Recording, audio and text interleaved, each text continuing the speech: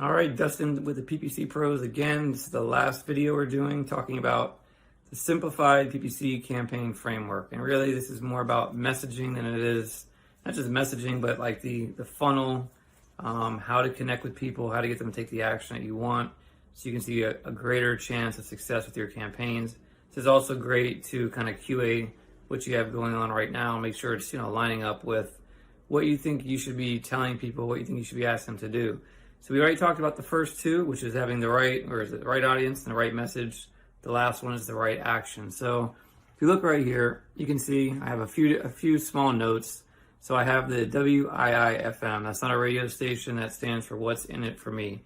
So once you've got you've got the right person, you have the right audience, you've got the right message, you've told them what you think you need to tell them, you've helped explain, unpack whatever it is that you're offering. The right action is also important. If it's very early on, if they don't have trust for you, if you haven't been able to build that momentum, ask them to take a big step is not always the right idea. This could be, for example, maybe you have a really expensive coaching program or a really expensive product, but people haven't really bought into the fact that you can help them 100%. Maybe your message hasn't gone that far, been that clear.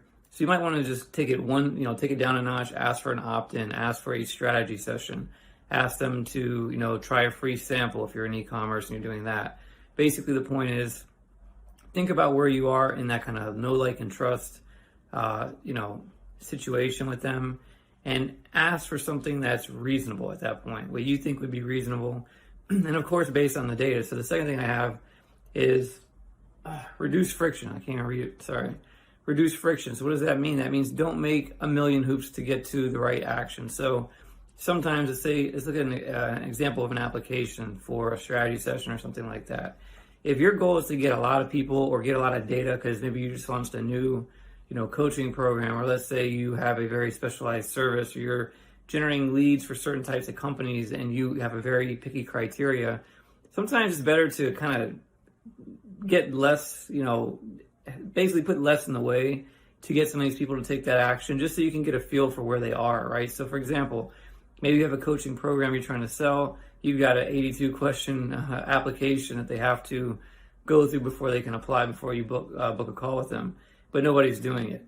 Well, maybe there's something that's going on that you can't see, and it could also be that there's 82 questions, but maybe you're getting the wrong kind of person, maybe you're not connecting, so it could be good to cut that list of questions in half, make it a little bit easier to be able to speak to some of these people and figure out where they are. What do you need to address earlier on to make sure you're getting the right people? That's just one example.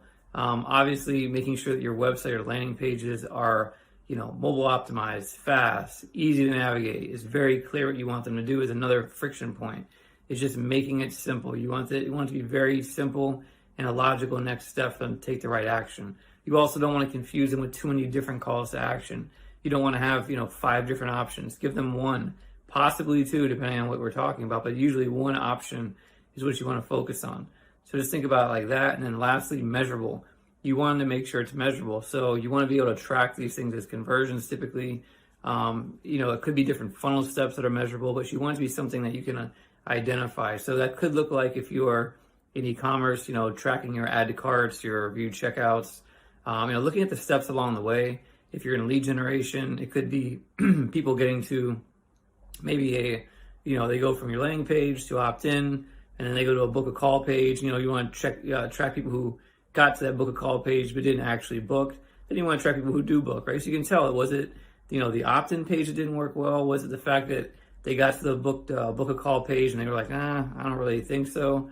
Or where's the friction happening? Where are things falling off? So it's really good to keep that in mind. But the big takeaway I think from this section is just think about who these people are, how well they know you at that point, what you've told them, and give them an action that makes sense, right? Give them a reasonable, or expect a reasonable action. You could always try to ask for more later, but sometimes when you ask for too much out of the gate, you just never really learn. You never get a chance to engage with anybody. You never get any sales. And sometimes a lead that you can nurture is better than a sale that you never get. So just keep in mind. And yeah, so that wraps up our PPC, simplified PPC campaign framework. Again, this is just big picture. This is not the end all be all for anything marketing. These are just a few key points I threw up on a board, not meant to be super comprehensive. If you have any questions about this or you have any feedback, it'd be awesome to hear from you. Go ahead and post on this video. Tag me depending on where you're seeing this, and have a great day. Take care. God bless you.